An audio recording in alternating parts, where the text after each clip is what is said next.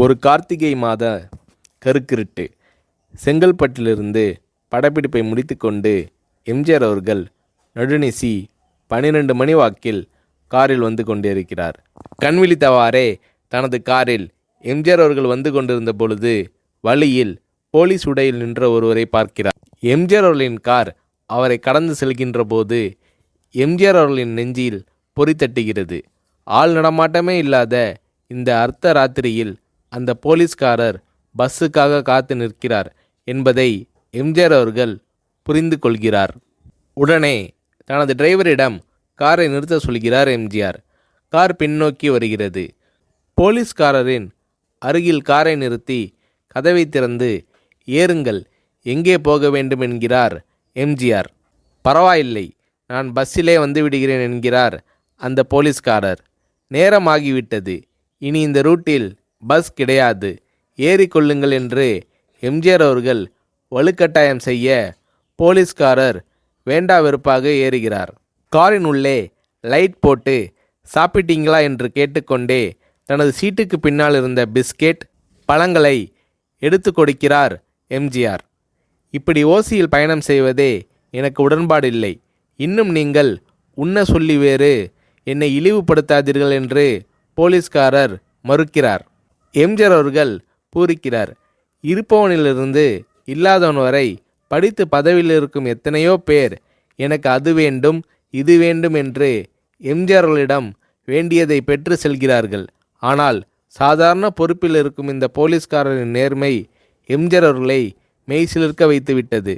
எம்ஜிஆர் அவர்களின் கார் கத தூரத்தில் வந்து கொண்டிருந்தாலும் காரின் நிறத்தையும் ஒளியையும் மனம் கமலும் ஓடிக்கான் வாசனையையும் வைத்து இது எம்ஜிஆர் அவர்களின் கார் என்றும் கார் சென்ற தடத்தை தொட்டு வணங்குகின்ற அளவுக்கு புகழுடன் திகழ்ந்த நேரம் அது. அரை மணி நேரம் கார் சென்று கொண்டிருக்கிறது. ஆனால் அதுவரை எம்ஜிஆர் அவர்களை பற்றி பெரிதாக போற்றி புகழ்ந்து பேசாமல் அந்த போலீஸ்காரர் வந்ததே புரட்சித் தலைவர் எம்ஜிஆர் அவர்களுக்கு அந்த போலீஸ்காரர் மீது மரியாதையை கூடுதலாக்கியது. நான் தான் எம்ஜிஆர் என்கிறார் எம்ஜிஆர். கேள்விப்பட்டிருக்கிறேன் என்கிறார் அந்த போலீஸ்காரர்.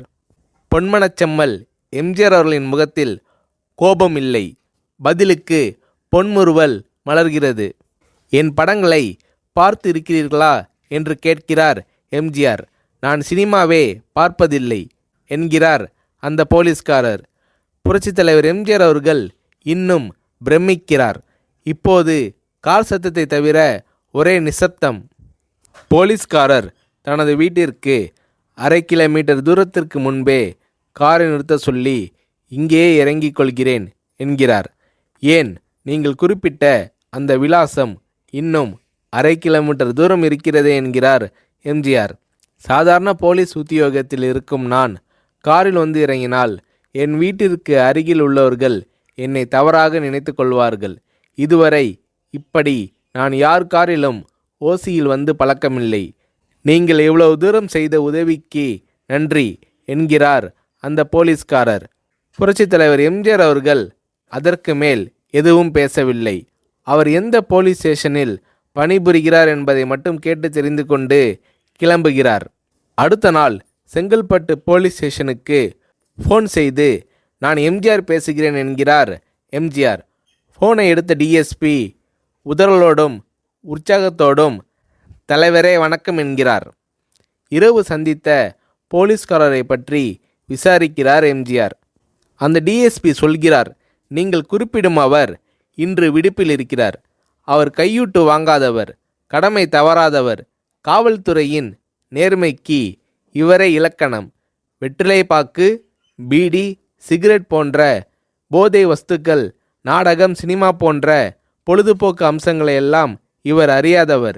கல்யாண வயதில் உள்ள 3 பெண்களையும் கரை சேர்க்க முடியாமல் கஷ்டத்தில் இருக்கிறார் என்கின்ற விபரம் டிஎஸ்பியால் எம்ஜிஆர் அவர்களுக்கு சொல்லப்படுகிறது. அவரை நாளை என் தோட்டத்திற்கு வர சொல்லுங்கள் என்கிறார் எம்ஜிஆர். கேட்டுக்கொண்ட டிஎஸ்பி உங்களோடு ஃபோனில் ஆளுக்கு ஒரு வார்த்தை பேச இன்ஸ்பெக்டர், சப் இன்ஸ்பெக்டர் உட்பட எல்லோரும் ஆசைப்படுகிறார்கள். ஃபோனை அவர்களிடம் கொடுக்கலாமா என்கிறார். எம்ஜிஆர் அவர்கள் கொடுங்கள் என்கிறார். பேசுகிறார். அந்த போலீஸ் ஸ்டேஷனே புண்ணியம் பெற்றதாக மகிழ்ச்சி அடைகிறார்கள் அந்த போலீஸ்காரர்கள். மறுநாள் அந்த போலீஸ்காரர் ராமவரம் தோட்டத்திற்கு அழைத்து வரப்படுகிறார். அவரிடம் பேப்பரில் மடித்த பெரிய பணக்கட்டை கொடுத்து, இதை வைத்து உங்கள் பெண்களின் கல்யாணத்தை நடத்துங்கள் என்கிறார் எம்ஜிஆர். போலீஸ்காரர் மறுக்கிறார். நான் ஏதாவது உங்களிடம் காரியமாற்ற சொல்லி அதற்காக கொடுத்தால் அது தவறு. என்னால் ஆக வேண்டியது உங்களுக்கும், உங்களால் ஆக வேண்டியது எனக்கும் எதுவும் இல்லை. நான் உங்கள் கூட பிறந்த ஒரு சகோதரனாக நினைத்து கொடுக்கிறேன், பெற்றுக்கொள்ளுங்கள் என்று சொன்ன பிறகு கேட்டும் கூட கிள்ளி கொடுக்காத கனவான்கள் வாழும் இந்த உலகில் ரோட்டில் நின்றவனை அழைத்து சென்று அள்ளி கொடுத்த எம்ஜிஆர் அவர்களின் கருணையில் நெகிழ்ந்து போய் பெற்றுக்கொள்கிறார் அந்த போலீஸ்காரர். பிறகு ஒரு தேதியில் புரட்சித் தலைவர் எம்ஜிஆர் அவர்களே சென்று அந்த போலீஸ்காரரின் 3 பெண்களின் திருமணத்தையும் நடத்தி வைத்து வாழ்த்தி இருக்கிறார்.